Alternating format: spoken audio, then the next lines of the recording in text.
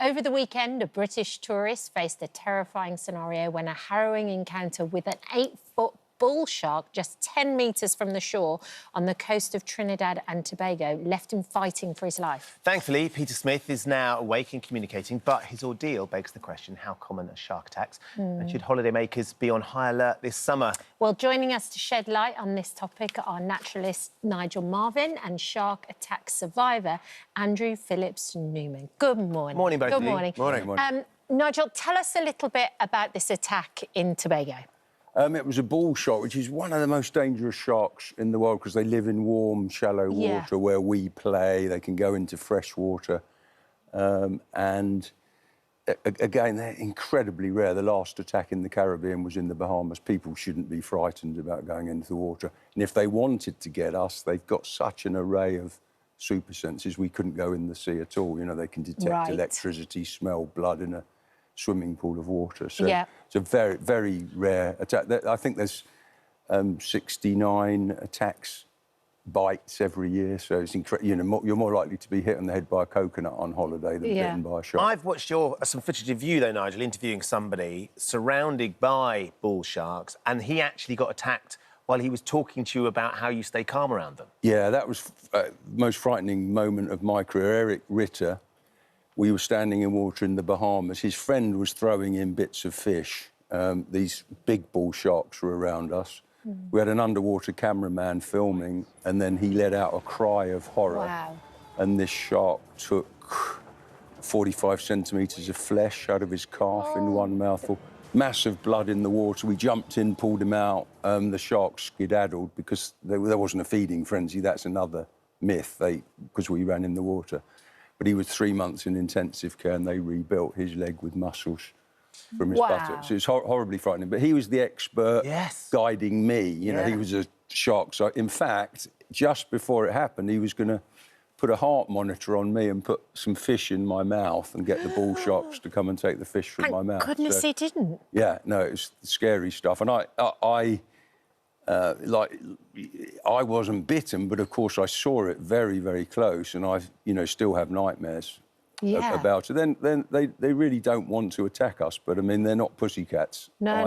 And you have to respect nature and respect the size of the beast. So, Andrew, when you see that footage, I didn't watch it. Did you not? Is it just too terrifying? It takes you back there. Attack footage, yeah. Docile. Sharks are fine, but not attack footage. So tell me what happened to you. You were in the Galapagos Islands. In the Galapagos Islands, the last excursion, the last 5 minutes of the last excursion of the last 5 days, an excursion which I asked to be extended, by the way. So I'm snorkeling towards a group of sea lions with a lot of pups diving in the water. The bull sea lion was barking its head off. So some say that, you might have... A warning? Possibly a warning. OK. Going towards the rock, snorkeling, and just a great big vice-like grip, bang, around my foot. And then I did momentarily think, is it one of my my chums kind of playing a trick on me? Yeah, because, I'd pranked them, of course. But you immediately go, no, that's far too tight. Turned round, and my foot was in the shark's mouth, and I was literally confronted with the shark's face. It was absolutely huge, with a great big white eye that I could see literally in front of me. My foot was in its mouth, and I had to, which I had rehearsed, I had to punch it to let me go. You had rehearsed? I've rehearsed it. Just in case? What, because the guides had said, look, if you get attacked by a shark, or... No, it's kind of this... I was fearful of water anyway. It's not my natural place to be. I wouldn't go scuba. I would go scuba diving, but I wouldn't go scuba diving, sorry, but I would go snorkeling. So I had just gone through that process in my head, what I do, and it just automatically kicked in. And what's the reality of that like, though?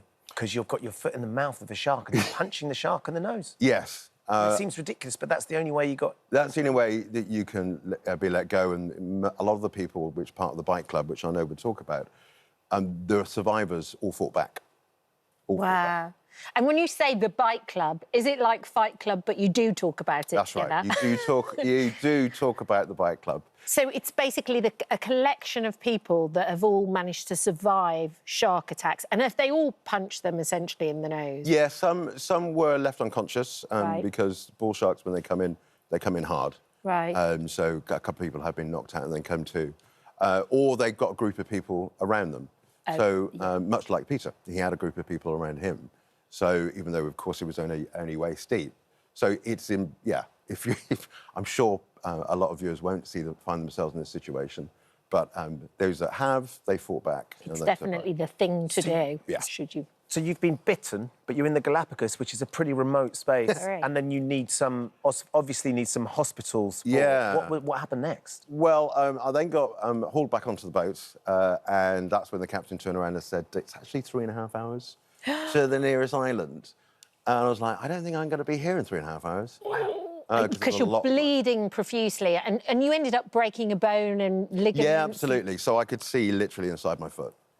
And, you know, you're not supposed to see your bones. No, not really. Not really. But that's when a lady suddenly announced that she was an A&E doctor. Oh, wow. Yeah, she purposely hadn't announced it because she often gets called upon for minor things. Yeah. But this time she was like, OK, I'm going to announce it. And she took control, and everyone took it in turns on the boat to put as much pressure as possible. But they wouldn't let me have a look at the wound. Gosh. But it was 3.5 hours of wondering if I get to the other end. Incredible. And then when you got to the other end, what happened then? When you got to the hospital, what were your injuries? How long were you in the hospital Well, for? I had quite a few mojitos by that point. OK, so 3.5 hours, and they're keeping you going with some cocktails. Yeah, so, anesthetic you know, 'cause purposes. apparently sugar and alcohol. Tequila. Yeah, one or two. But it's the only way to, well... You've got 3.5 hours. It's life and death. I was cracking the jokes more than other people. But yeah, laying on the surgery table, they only did local anaesthetic, and that's when it was painful. Yeah. So, but, you know, local anaesthetic, big needles, straight into the wound. So you broke a bone. Broke a bone, several ligaments are also gone. And yes, they broke a bone. Yeah. What about the psychological trauma, though? What's that been left? I mean, it's interesting to get your take on this as well, Nigel, because, of course, you weren't attacked, but you were in the water when it happened. What have you been left with regards to your fear of the sea or sharks or...? I have been back in the water once, but it was in France, but it was semi-shallow down in Cannes. But I won't go back in the water generally. I wasn't a fan of it anyway. Right. And I love wildlife. Don't get me wrong, I absolutely love wildlife, and I've got a huge amount of respect for it. And that's what you need when you're with sharks, is Absolutely. respect the place you're in, because you're in their world. Absolutely. So I haven't been back in that much, but the trauma, there have been dreams, of course, especially that great big white eye. Of course. That's a film that comes down over the eye to stop bones When it going in. unrolls And You can probably explain the physiology of that, Nigel, just with regards to the shark and what it's doing, but also from your perspective. I mean, you're a naturalist. It's what you do. You love wildlife, all things wildlife. How's it left you? Yeah, well, even though that was the most frightening moment of my career, I love sharks. I mean, and some of the best moments of my career have been seeing thresher sharks. They've got a long tail that can go through shoals of fish. I've swum outside a cage with a great white shark. So incredible moments. This membrane is a nictitating membrane because they're top predators. They can't afford to be injured. So if they're hit by a sea lion claw or something, this membrane comes down to protect their eyes.